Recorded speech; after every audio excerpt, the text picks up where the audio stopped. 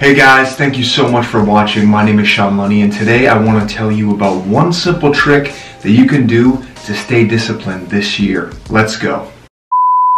One trick that I use, and I've talked about it in other vlogs of mine, is to develop awareness of pivot points. What's a pivot point? Well, Sean, funny you should ask. A pivot point is when you come to a moment in time where you need to make a crucial decision. Either you pivot towards success or you pivot towards failure. It could be as simple as, should I call that extra person on my list? Should I go to the gym today?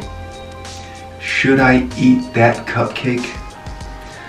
You can apply it to any aspect of your life, guys. Basically, what you need to do is create a habit. You need to condition yourself to realize these moments. And I'll tell you what I'm guilty of, guys.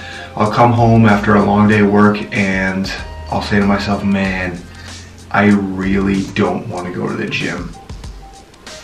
That's the pivot point right there. When you really don't want to do something you know you need to do in order to attain your goals, that's the point where you need to make the decision to do the opposite of what you want to do.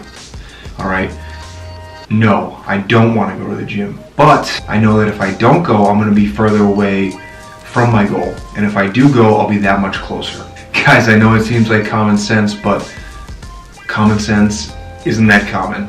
So condition yourself to realize when you hit that pivot point, you need to pivot towards what's going to bring you close to your goal, and simply ask yourself, if I do this, will it bring me close to my goal or will it bring me further away? And I guarantee you, if you ask yourself this before you make a decision, you'll always go towards your goal. So guys, we're a little over 2 weeks into 2018.